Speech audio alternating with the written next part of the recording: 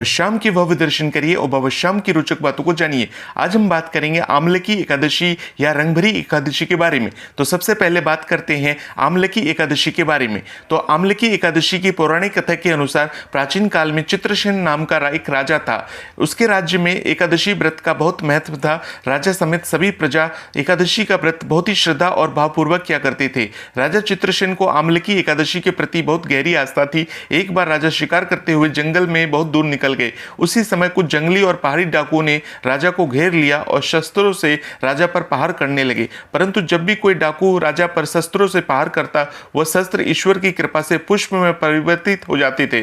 उन डाकुओं की संख्या बहुत अधिक थी। अंत राजा संज्ञाहीन होकर भूमि पर गिर पड़ा। उसी समय राजा के शरीर से एक दिव्य शक्ति प्रकट हुई और उस दिव्य शक्ति ने समस्त दुष्टों को मार गिराया और वह अदृश्य हो गए। जब राजा को चेतना लौटी तब सभी डाकुओं को मरा हुआ पाया। यह दृश्य देखकर राजा को आश्चर्य हुआ। राजा मन ही मन सोचने लगा कि इन डाकुओं को किसने मारा होगा। तभी आकाशवाणी हुई, हे राजन, ये सब दुष्ट तुम्हारे आमलकी एकादशी का व्रत करने के प्रभाव से मारे गए। तुम्हारी देह से उत्पन्न आमलकी एकादशी की वैष्णवी शक्ति ने इनका संहार किया है। इन्हें मारकर वह पुण्य तुम्हारे शरीर में प्रवेश कर गई है। यह बातें सुनकर राजा को बहुत प्रसन्नता हुई और एकादशी के व्रत के प्रति राजा का श्रद्धा और अधिक बढ़ गई। राजा अपने देश वापस लौटा और राज्य में सबको एकादशी का महत्व बतलाया और इस एकादशी की कृपा से राजा पूर्ण सुखपूर्वक राज्य करने लगा। अब हम आपको बताएंगे रंगभरी एकादशी का महत्व। देखिए, रंगभरी और आमलकी एकादशी एक ही तिथि है। अब हम आपको रंगभरी एकादशी की धार्मिक मान्यता बताएंगे। धार्मिक मान्यताओं में रंगभरी एकादशी का बहुत महत्व है। इस दिन भगवान शिव माता गौरा और अपने गणों के साथ रंग गुलाल से होली खेलते हैं। यह दिन भगवान शिव और माता गौरी के वैवाहिक जीवन में बड़ा महत्व रखता है। इस दिन काशी में बाबा विश्वनाथ का विशेष श्रृंगार होता है और उनके दूल्हे के रूप में उन्हें सजाते हैं। मान्यता है कि इस दिन भगवान शिव जी माता पार्वती को पहली बार काशी में लेकर आए थे, इसलिए यह तिथि बाबा विश्वनाथ के भक्तों के लिए अधिक महत्वपूर्ण मानी जाती है। इस एकादशी के दिन भगवान भोलेनाथ तथा माता पार्वती की काशी विश्वनाथ की नगरी वाराणसी में विशेष पूजा अर्चना होती है। इस एकादशी पर भगवान श्री विष्णु के साथ साथ भोलेनाथ और माता पार्वती का पूजन भी किया जाता है।